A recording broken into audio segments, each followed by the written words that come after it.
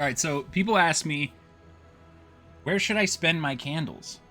So I have about 300 hours or so in the game at this time of recording. Hearts and Obviously, minds will have carry the day. everything unlocked.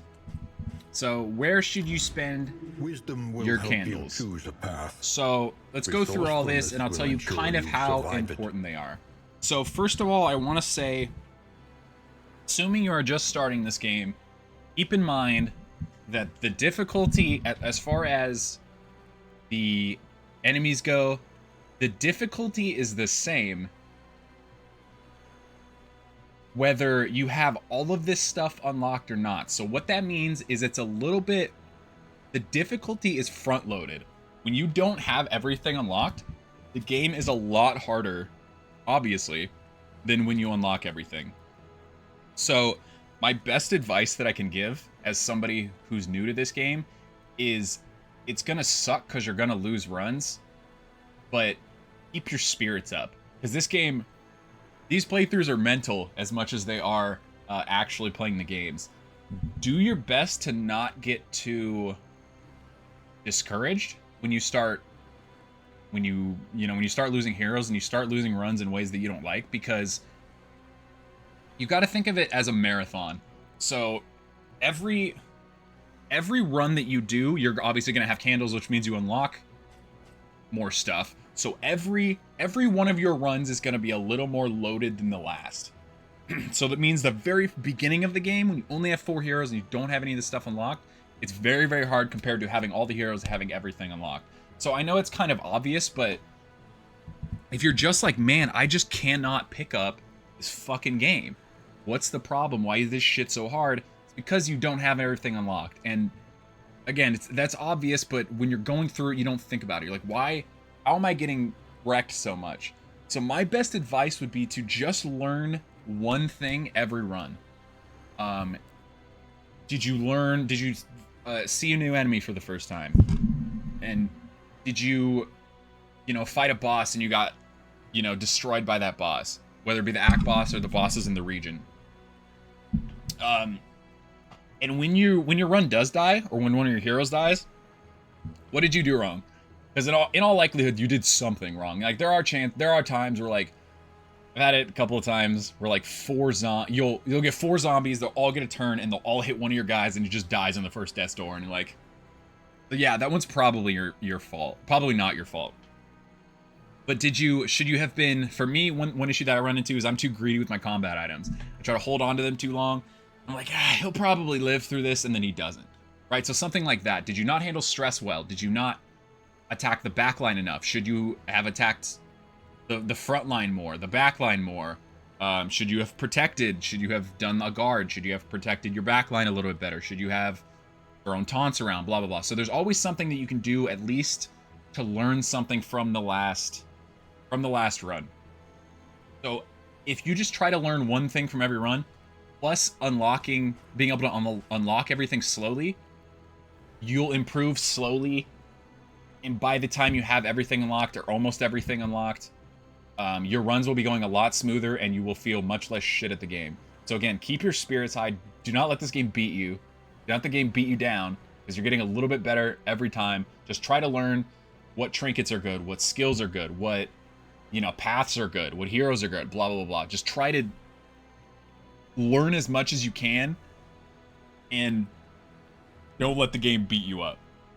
So as far as how to spend candles, so the journey is obviously your stagecoach.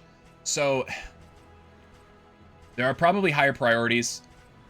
If I was to kind of sum it down into really quickly, I would say probably spend most of it on your heroes. That would be like the top tier, and then below that would probably be slowly chip away at these. I would say unlock maybe one each of these every or after every run, or 2 each of these, or however you want to do it. Obviously, there's the most trinkets. There's 73 trinkets, so you can do that, but not every trinket's going to be useful.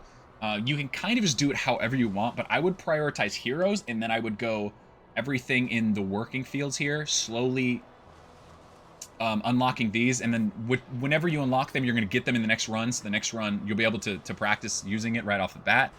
And then These are beaten, broken souls. And yet our probably fortunes ride with them. probably between the stagecoach and resourcefulness, because resourceful things like this is really nice because your runs start quicker. A little extra scouting, less repair costs. When you arrive to certain places, you get stuff. Even more relics and baubles to start your runs off a little bit better. Skim through these and think like, okay, something like this, like plus 12 relics, plus 20 baubles at the Valiant. Are my runs feeling like they're starting kind of slow? Because then this could be a good one to do it because you get more to start with, so you can try to power up your guys a little bit more. So when you're going through this, like obviously inventory slots are nice, but you do only get, one or two at a time. Something like this, like increased chance that candles appear at map locations. I mean, it's good, I guess, but it's going to be a pretty slow trod kind of as you're going this. You're probably better off spending this on heroes to making sure your actual runs go better, more so than little bonuses you get from like the stagecoach or from resourcefulness or whatever. Companionship with the pets. I mean, hover over these pets.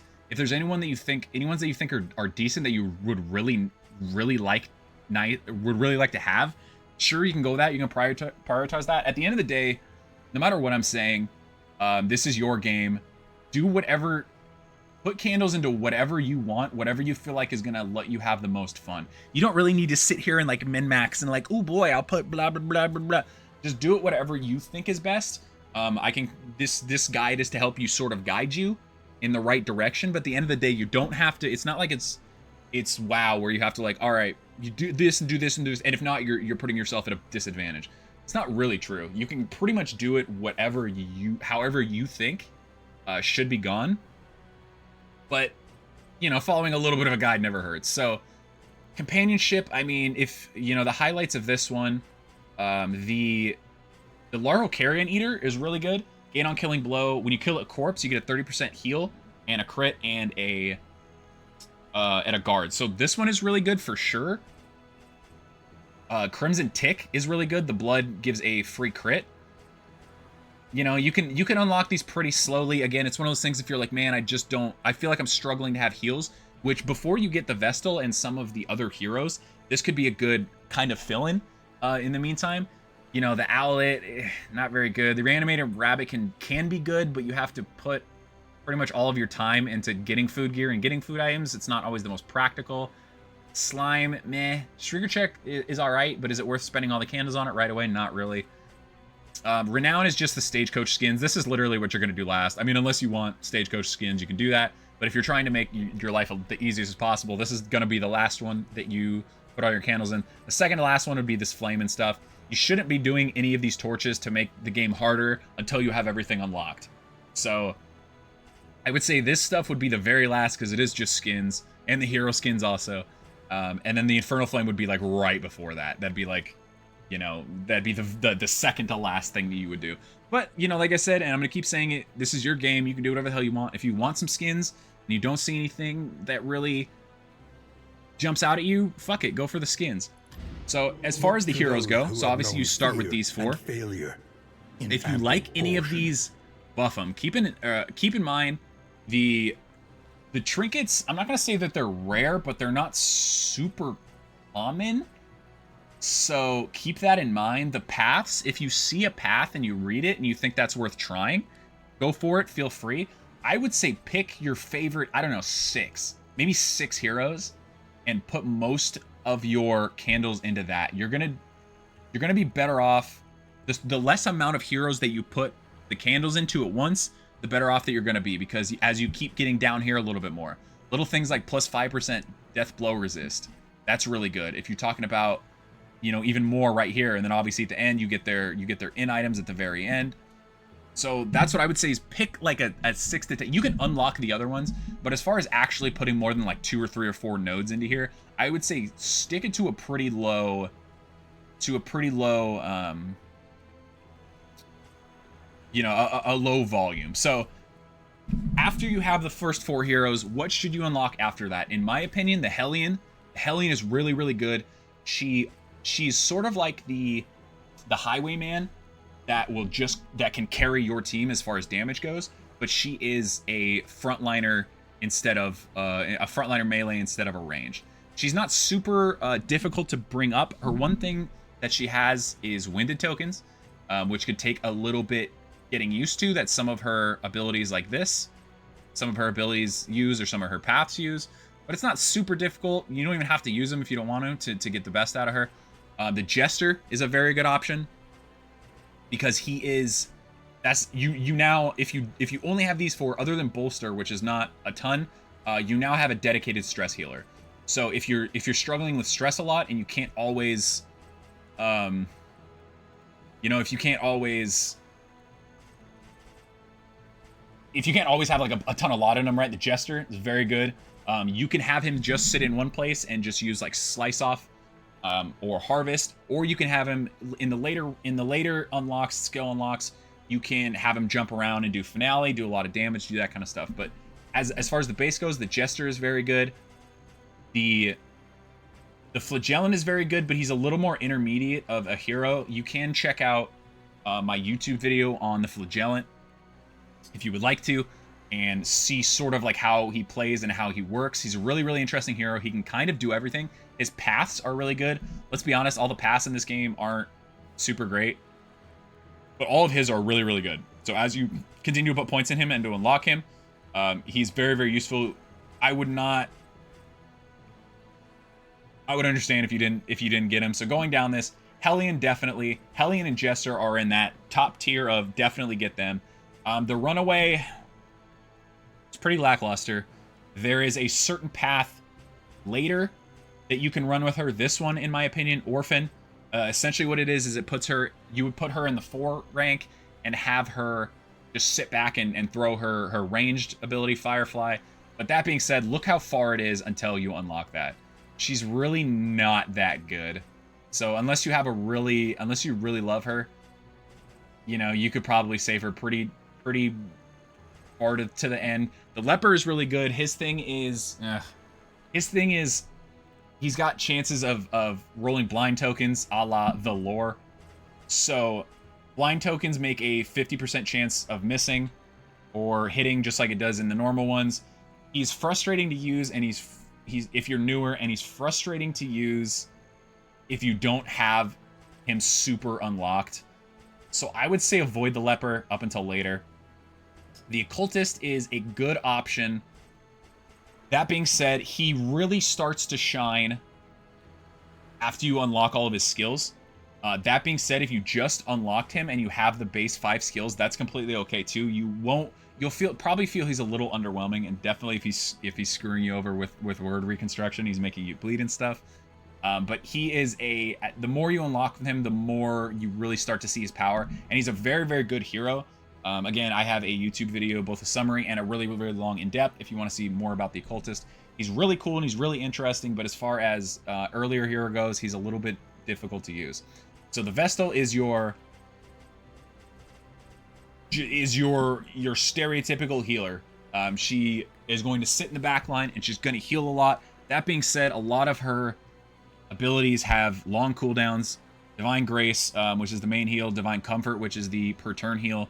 So keep that in mind. If you do feel like this 4 is not good enough, if you feel like Battlefield Medicine is not enough on the Plague Doctor and you're really struggling with healing, you can absolutely add the Vestal and throw her in somewhere.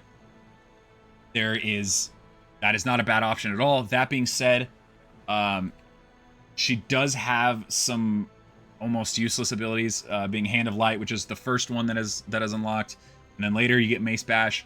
She's not good in the front ranks. A lot of these paths and these heroes you can sort of move around.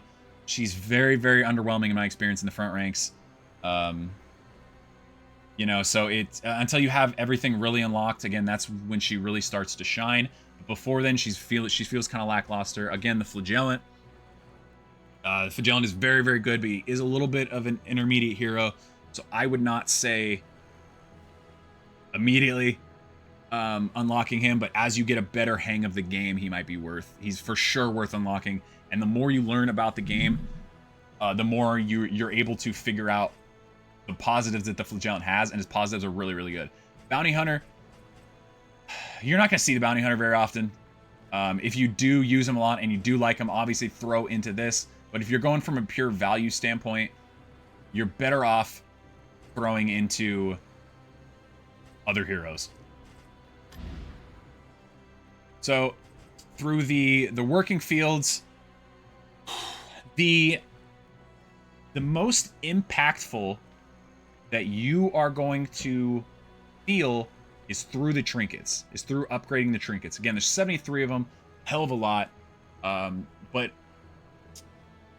you will feel more impact, value per candle, if you will, with the trinkets more than anything else. After that, I would probably say combat items. There's some really good combat items that you don't unlock till later. Think like Adrenaline Tonic, which is a 50% heal, which is really nice, better than the healing salve, obviously.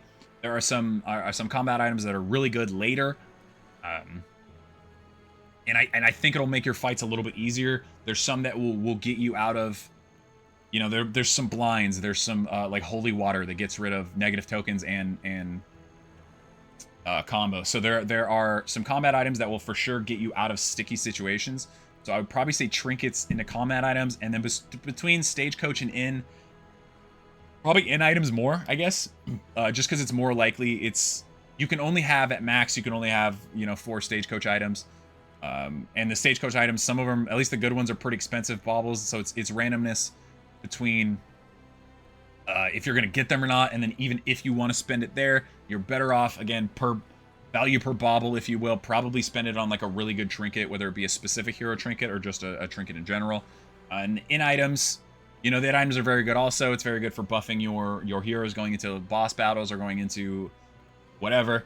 They aren't super high priority. And then obviously the last one here is skins, which would be, you know, the very last, unless you really want the skins. So again, this is your game.